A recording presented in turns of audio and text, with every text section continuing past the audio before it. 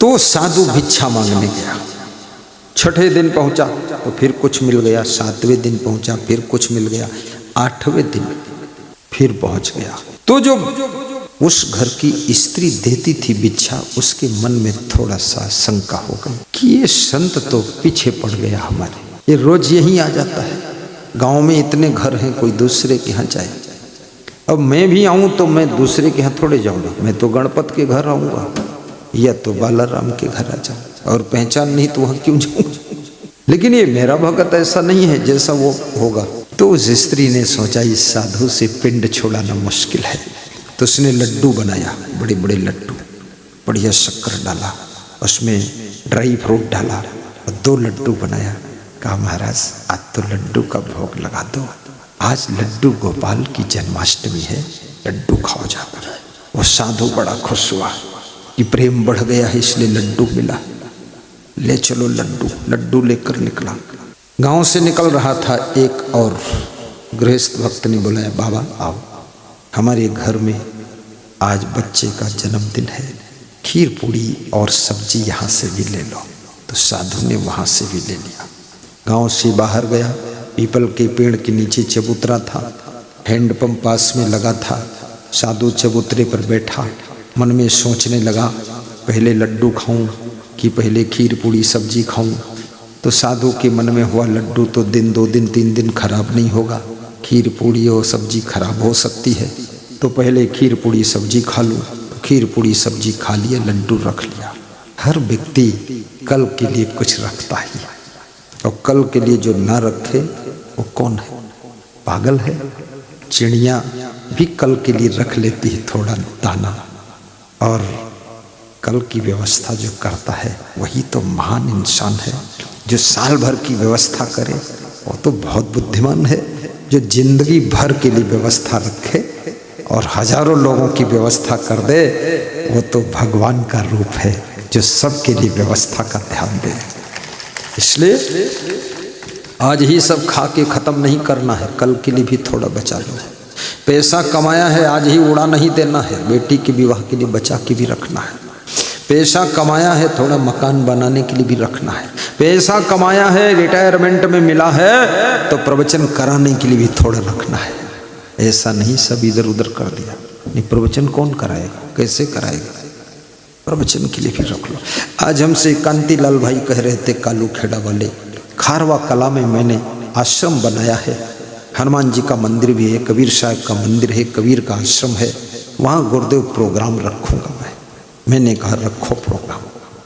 बोले मैं भी रिटायरमेंट हो गया अब रख दूँगा।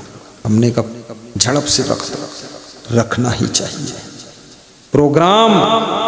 थोड़ा धन धर्म के लिए भी निकालो, थोड़ा समय परमार्थ के लिए निकालो, और थोड़ा बुद्धि भी धर्मार्थ में लगाओ।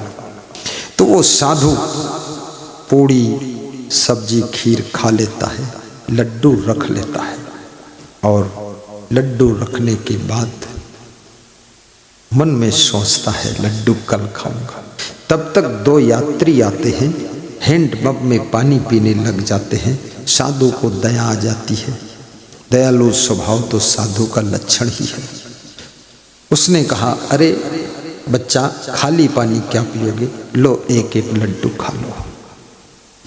दोनों यात्रियों ने 1-1 लड्डू खाया। बोले थोड़ा आराम कर लो। पीपल के चबूतरे पर आराम करने लगे, चादर ओढ़ लिया। शाम हो गई, वो दोनों सगे भाई थे, उठे ही नहीं। तो महात्मा ने उनको हिलाकर जगाया तो हिले भी नहीं।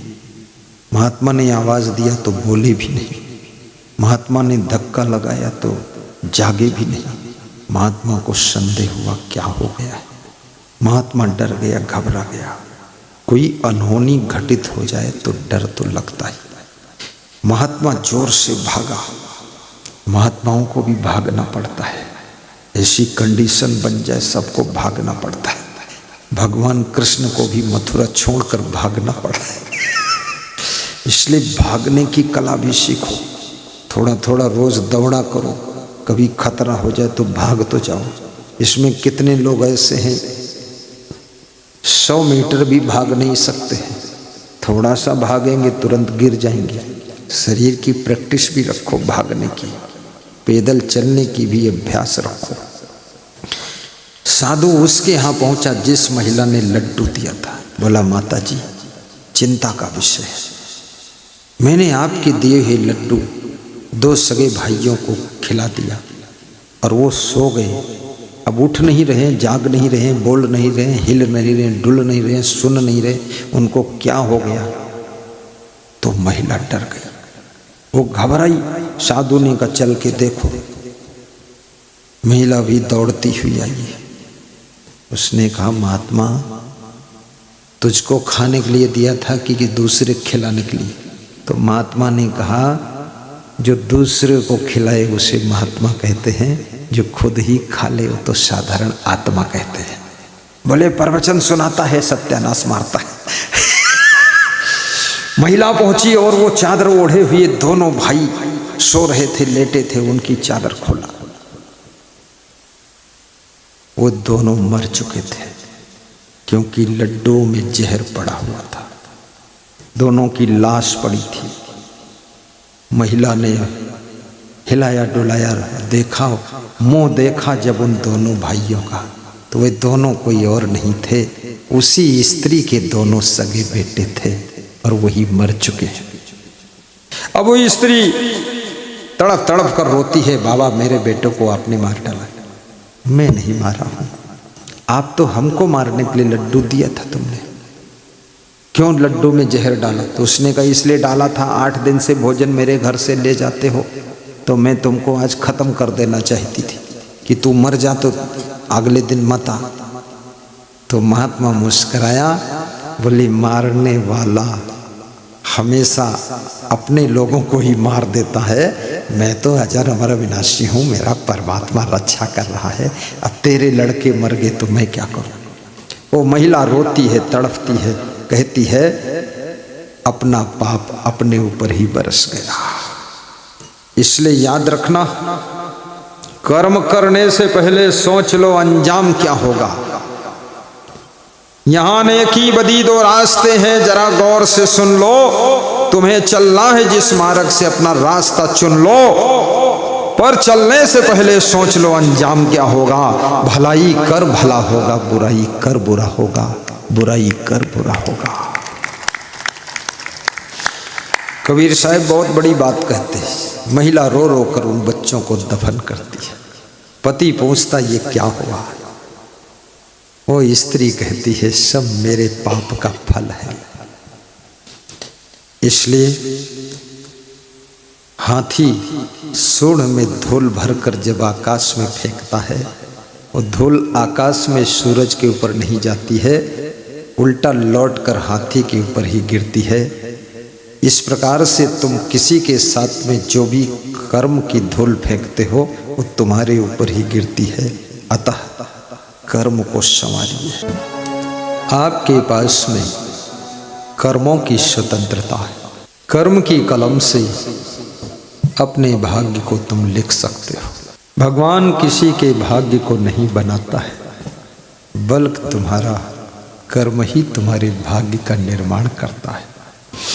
इसलिए आलसी लोग तो कर्म करते ही नहीं, तो भाग्य उनका कैसे अच्छा बने। और जो कुकर्म करते हैं उनका भाग्य बिगड़ जाता है, दुर्भाग्य हो जाता है। दुष्कर्म से दुर्भाग्य बनता है, सत्कर्म से सौभाग्य बनता है। साहेब बंदगी बोलो, साहेब बंदगी। कबीर साहेब कहते हैं भक्ति को तराजू के एक पलड़े पर रख दो और संपत्ति सूर्योदय से लेकर के सूर्यास्त तक लंबा तुम्हारा राजपाट हो, बहुत प्रचुर धन हो, उसको तराजू के दूसरे पलड़े पर रख दो और डांडी पकड़ कर उठाओगे तो भक्ति का पलड़ा भारी होगा, संपत्ति का पल्ला हल्का हो जाएगा। धन से भवन बना सकते हो, लेकिन भवन को मंगल भवन नहीं बना सकते हो। धन से सदन बना सकते हो, लेकिन सेवा सदन नहीं बना सकते हो। इसलिए धन से बहुत कुछ मिल जाता है, परंतु सब कुछ नहीं मिलता है। धन से बेड खरीद सकते हो, लेकिन निश्चिंत नींद नहीं खरीद सकते हो। पैसे से कलम खरीद सकते हो, पर लिखने की कला नहीं खरीद सकते हो। पैसे से दवा खरीद सकते हो, परंतु स्वास्थ्य नहीं खरीद सकते हो। पैसे से याद रखना सामान मिल सकता है, लेकिन सम्मान तो आपको प्रेम से ही मिलने वाला है। इसलिए पैसा को पैसा तक रहने दो, और बाकी जो चीज़ें हैं, प्रेम, करुणा, स्नेह, सरलता, सहजता और गम खाना, सहनशीलता, विवेक, ये चीज़ों को भी संभालो। क्योंकि शास्त्र कहते हैं विवेक कब उदय होगा? जब भाग्यो उदयन बहुत जन्म समर्जितेन, बहुत जन्मों के इकट्ठे पुण्य जब रेडी हो जाते हैं, तब भाग्य उदय होता है। उस भाग्य के उदय होने से क्या होता है? सत्संगम चा लभते पुरुषो यदा वह, फिर इस आत्मा को सत्संग का लाभ मिलता है, सत्संग प्राप्त होता है। और सत्संग से क्या होता है? सत्संग से अज्ञान हेतु कृत मोह मदांधकार नाशम, अज्ञान के कारण जो मोह और मद का अंधकार पैदा हुआ है, ये मोह और मद, घमंड, ये अज्ञान से ही तो है। अज्ञानमच अभिजातस्य पार्थ संपदम आश्रय, अज्ञान से जो मोह और मद पैदा हुआ, जितना ज्यादा अज्ञान होगा उतना ज्यादा आपके पास मोह होगा, उतना ज्यादा अभिमान होगा, मद होगा, घमंड होगा। और जिस दिन ज्ञान हो गया, बस कौन सा ज्ञान, कौन सा ज्ञान? ये भौतिक ज्ञान नहीं, फिजिकल नॉलेज नहीं, आत्म ज्ञान, आत्म ज्ञान, परमात्म ज्ञान। एक नवयुवक किसी गांव में रहता था, अकड़ कर चलता था, गर्दन ऐंठ कर चलता था। तो उसके माँ बाप ने सोचा इसको किसी महान संत का दर्शन करा दूं तो शायद इसकी अकड़ कम हो जाए, ऐंठना कम हो जाए। तो महान संत के पास लेकर गए, उसके आश्रम में ले गए, कुटिया पर ले गए। तो सीढ़ी चढ़ करके उस संत के दर्शन करने के लिए दूसरी मंजिल पर जाना पड़ता था। तो सीढ़ी पर जब वो नवयुवक चढ़ा तो ठसक के पांव रखता था, धमक के, और आंखें बड़ी बड़ी, गर्दन ऐसे। महात्मा ने देख लिया ये तो ठसक वाला आदमी आ गया है, अब कोई दिखा दे ठसक तो तुम जाओ खिसक। तो महात्मा कहाँ जाए खिसक, तो वही आश्रम। तो महात्मा ने देखा इतने बड़े अभिमानी का अभिमान तोड़ना भी बहुत कठिन कार्य है। घोर मोह के अंधकार में भटकने वाली आत्मा के मोह को कम करना ये बहुत बड़ी कार्य व्यवस्था है। लोभ में डूबे हुए इंसान को लोभ के दलदल से खींचकर बाहर लाना ये बहुत प्रचंड परम संत कर सकता, सबके बस का। शराब में डूबे हुए व्यक्ति को शराब से मुक्त करना, बाहर निकालना बहुत कठिन काम है। कल मेरे पास से एक फोन आया गया से, गया बिहार। उन्होंने कहा आपने गुरुदेव रामगढ़ में रात में सत्संग किया 9 बजे। उस गांव का मशहूर शराबी एक आदमी था, उसका नाम था बाबूलाल। हमने क्या हुआ? अरे बोले वो आपको अपने घर ले गया, आप उसके घर चले गए। तो हमने कहा तो उसमें क्या फर्क पड़ा? बोले फर्क ये पड़ा उसने दारू छोड़ दी है। पूरे गांव को तंग किया था, गाली बकता था, हैरान थे लोग। शराब छोड़ दी और आपसे कंठी मांगा, माला मांगा तो आप नहीं दिए। तो मेरे घर आया, बोला कंठी दो, माला दो, गुरु के यहाँ से तुम लाए होगे, पुराने भक्त हो, राजेंद्र जी दीजिए। तो मैंने उसको आपका नाम लेकर कंठी दे दिया, माला पहन लिया, और आज से वो शराब के नरक से बाहर निकल कर आ गया है। गांव में जय जयकार हो रही है कि बाबूलाल दारू नहीं पीता है। ये आपकी बुराइयों से कौन तुमको पार कर सकता है? ये कोई विलक्षण प्रतिभा जब सम्मुख आएगी, उसका दर्शन करके तुम अपने दुर्गुणों से धीरे धीरे दूर हो जाओगे।